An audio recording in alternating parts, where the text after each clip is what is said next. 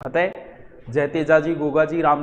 Number 1 बात तो यह है कि पद ओनली 5,000 है और 17 लाख फॉर्म भरे हुए हैं। 17 मान के चलो, एक बच्चे ने 2-2 3-3 फार्म भर दिए तो भी 10 लाख फॉर्म है। तैयारी करने वाले अकेले तुम ही नहीं हो, जो यहां लाइव आ रहे हैं सिर्फ वो नहीं है, जो घर बैठे हैं वो भी है।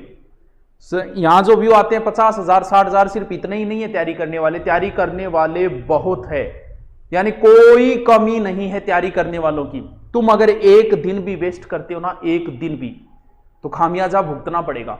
कई बार बच्चा पेपर देने जाता है, किसी एक क्वेश्चन को वो ऐसे कई बार आ जाए नहीं, मटर गश्ती कर तो चेप दे, भर दो रे बै भर दो। उन्हें नहीं पता कि तूने 1% गलत नहीं किया है, तू लाखों लोगों से पीछे हो गए। यानी एक क्वेश्चन भी अगर आप गलत करते हो ना, तो लाखों लोगों से पीछे होते हो। एक एक पॉइंट पे लाखों लोग होते हैं। कई बार वेटिंग आती है, पॉइंटों पे कितने ही लोग होते हैं।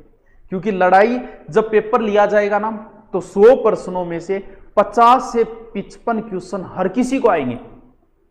कभी आपने देखा है पेपर देने जा और 12 निकलता है, कई मानो के ला रे 50 तो मेरा ही बनन लाग रहा है, एक बार जे थोड़ा सो पढ़ ले तो नहीं तो सिलेक्शन हो जाता। मुना 50 हरकिंगा ही बने, इन ऊपर जानी जो जोर आवे।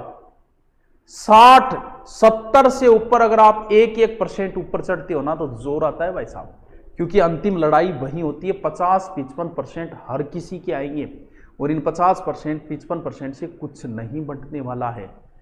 अभी तो आपके किसी, अब राजस्थान पुलिस की आई है, किसी के फूंपे का, किसी के जीजे का, किसी के चाचे का, किसी का भी कॉल आया क्या?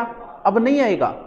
उनमें से एक भी आपको यह नहीं पूछेगा कि क्या मुनिया तैयारी करो, नाके कोचिंग करने जाओ, रिपेयर आप यही जरूरत है तो बता दी। आपका फूंपा कितने पैसे वाला हो, ऐसा फोन अगर आया है ना आपके पास इन 3-4 में से, तो वो आदरणीय है और उसका हमेशा सम्मान करना। लेकिन मैं गारंटी देता हूं नहीं आएगा। आप मकान शुरू करो और 1000 राय देने आएंगे, यहां रसोई नहीं होनी चाहिए, ये अग्नि कौन है, ये वायव्य कौन है, ये वो कौन है, ये कमी है, अब नहीं करना चाहिए था। एक भी ऐसा व्यक्ति नहीं आता जो ये कहे भाई मकान चालू करा के रिपेयर की जरूरत है तो बता दी। ऐसे लोग लाखों में एक होते हैं, और वही सच्चे मित्र, सच्चे हितैषी होते हैं। बाकी राय देने वाले, बकवास करने वाले बहुत आएंगे। अगर तुम्हारे किसी का भी आए ऐसा, वो आदरणीय है, लेकिन नहीं आएगा।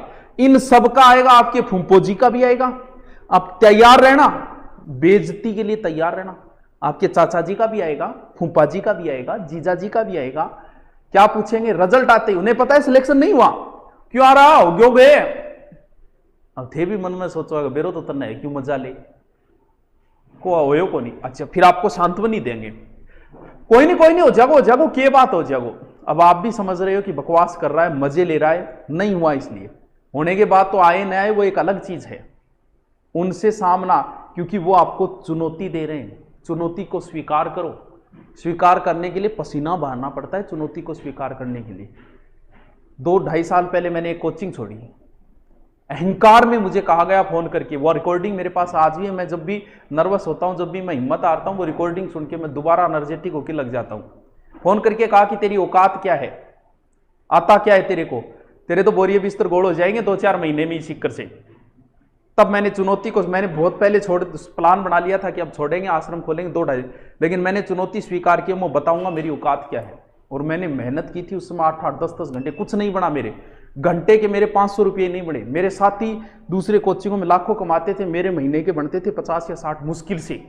लेकिन मैंने चुनौती स्वीकार की, वहां ज्योग्राफी, हिस्ट्री, हिंदी पढ़ा के मैंने और टॉप पे लाके छोड़ दिया। ये मेरी औकात है, चैलेंज स्वीकार करो। वो चाचा फूफा आपको चैलेंज दे रहे हैं, स्वीकार करो। फोन की रिकॉर्डिंग भी कर लेना, सुन लेना कि ये चाचा जी ने फोन फूफा जी क्यों किया है। तो चैलेंज को स्वीकार करो। एक एक दिन वेस्ट करना आपकी मूर्खता है। एक एक दिन भी गलतियां आप कर रहे हो। जिस दिन आपका रिजल्ट आए ना, उस दिन अफसोस नहीं होना चाहिए कि यार तैयारी नहीं। उस दिन ये मत कहना कि यार थोड़ा सो पढ़ ले तो सिलेक्शन हो जाए। तो वो बस वो थोड़ा सो कोई नहीं, वो थोड़ो को नहीं है, वो पूरा 2 साल के ऊपर जाओ। हो सकता है अगली भर्ती तक आप कमेंट दिखाना, अगली भर्ती तक आप ओवरेज भी हो जाओ, कोई ज़रूरी नहीं है। ये लास्ट मौका है। हम चाहते हैं कि आप लास्ट मौके में मिठाई लेके आओ।